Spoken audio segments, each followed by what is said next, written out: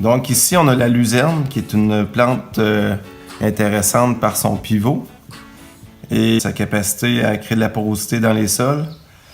On a du lotier corniculé, encore là, qui est très intéressant par sa capacité de structuration des sols, par sa racine pivotante et fasciculée, sa capacité à résister, entre autres, aux maladies. On a ici du trèfle rouge, très compétitif pour le contrôle des mauvaises herbes et qui permet de produire aussi une bonne biomasse. Le mélilo, qu'il soit jaune ou blanc, une plante très rustique qui a une capacité à pouvoir décompacter les sols, qui a un cycle là, aussi sur 2 années.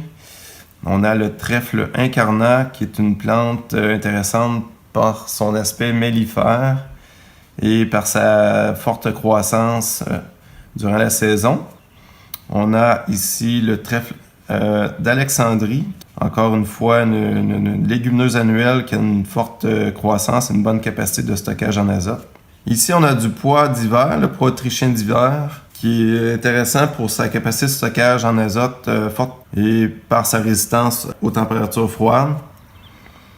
Ici, on a la veste commune, très intéressante en combinaison avec des graminées et aussi qui a une bonne capacité de produire de la biomasse. On a la veste velue, qui est une plante très intéressante pour faire un bon contrôle des mauvaises herbes et produire une très forte biomasse et une bonne quantité d'azote. Et ici, on a du pois fourragé, qui est très intéressant encore une fois pour sa capacité de stockage en azote, forte production de biomasse, excellente pour les cultures de graminées qui vont suivre cette plante de couverture. On a la gesse, qui a une très forte capacité de nodulation et d'apport d'azote par ses racines, mais aussi par sa capacité à produire, encore une fois, une très forte biomasse. Et finalement, la févrole, qui est intéressante aussi par son pivot. Une fois desséchée, elle laisse une paille qui est noire au sol et qui permet un réchauffement plus rapide au printemps après la fonte des neiges.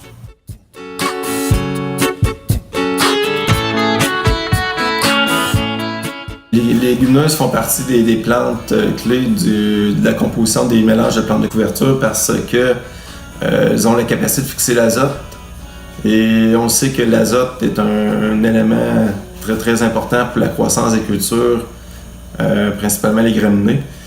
C'est un engrais qui coûte quand même très cher pour l'agriculteur, donc les légumineuses ont vraiment les fonctions de stocker l'azote dans le sol et de favoriser aussi une bonne structuration des sols par leurs différents types de racines, principalement les racines pivotantes.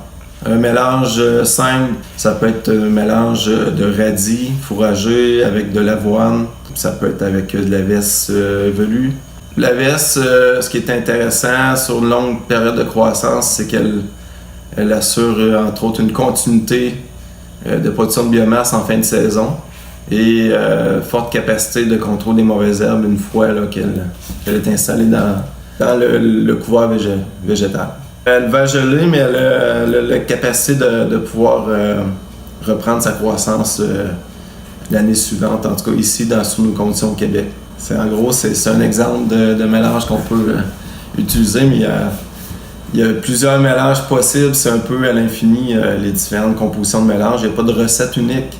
Finalement, utiliser le plein potentiel du sol et de la partie aérienne pour avoir une meilleure synergie.